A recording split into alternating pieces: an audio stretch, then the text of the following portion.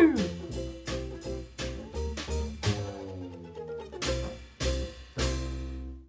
are at 70 Merrion Square. Today this is the home of the Arts Council of Ireland, but some 150 years ago this was the house of Victorian writer Joseph Sheridan Le Fanu. Le Fanu was born and died in Dublin, and he lived in this very house for some 22 years. And it's here that he wrote most of his fiction, including his masterpiece novel Uncle Silas, and many of his stories of the supernatural, like Green Tea and Carmilla, which is said to have inspired Bram Stoker in the writing of Dracula. It's a vampire story. And Le Fanu first set foot in this house in May 1841. And at that time, this house belonged to George Bennett, a barrister and the father of Susanna Bennett, who then became Le Fanu's wife. But it's not until 1851 that the couple moved in Merrion Square. And it was like a tough time for Susanna especially, because she moved back to the house where she grew up, and all the good memories she had were kind of disturbed at the moment by the financial problems they had, and especially by her anxiety. She was a very nervous woman, and at that time she was going through a struggle about illness and death and what would happen after death. So she came from a family that was affected from ill health, and herself, she had a very weak constitution. And when her father died, she was growing more and more anxious about herself going to die soon. And it's at that time that she had a dream, or she called it a vision, because she said she was perfectly awake when it happened.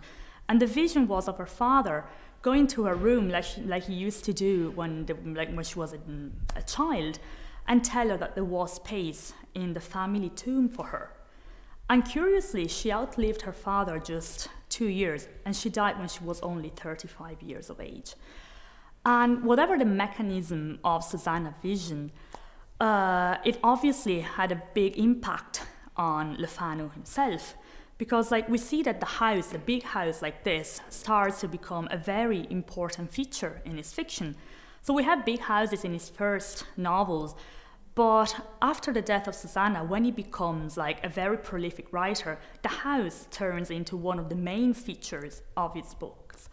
And that might be due to the fact that, it's the 1860s, we are in the time of Victorian Gothic and sensation fiction, and it's full of houses looking really imposing from the outside and hiding secrets and mysteries in the dark corners.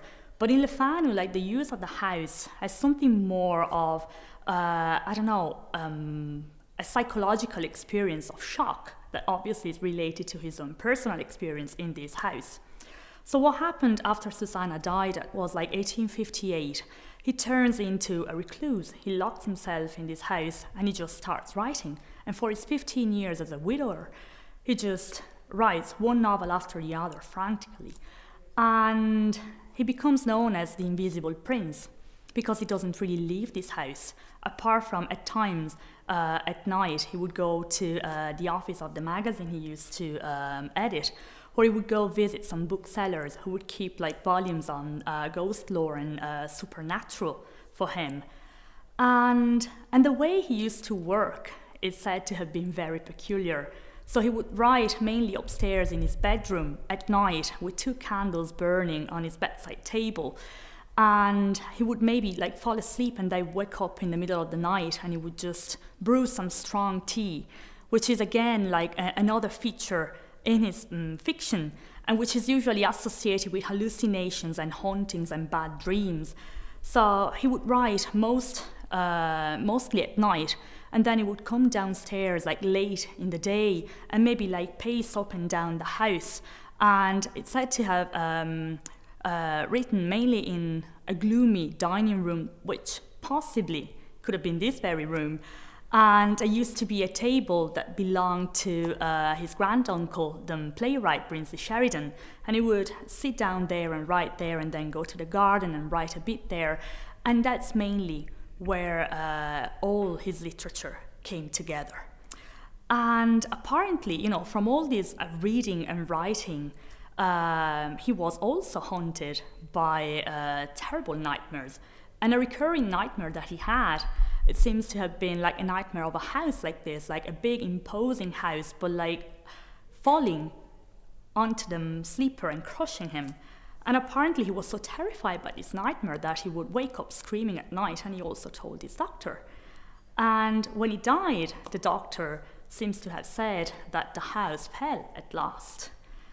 And now, this could be a story made up to make his life sound more sensational, like in line with the characters of his fiction, especially since his daughter wrote after he died to one of his relatives that indeed he had been a person, like a man who suffered much in his lifetime, but after he died he looked at peace and he died with a smile on his face. So whatever you decide to believe, what happened to the house after he died is the house was sold. The house never belonged to the family, it was his family, his wife's family house. And after he died, his children had to vacate the house and the Bennett sold it. And for the next 150 years, the house moved from hands to hands. And now it's like the home of the Arts Council of Ireland, and we can see actually that it got finally into very good hands.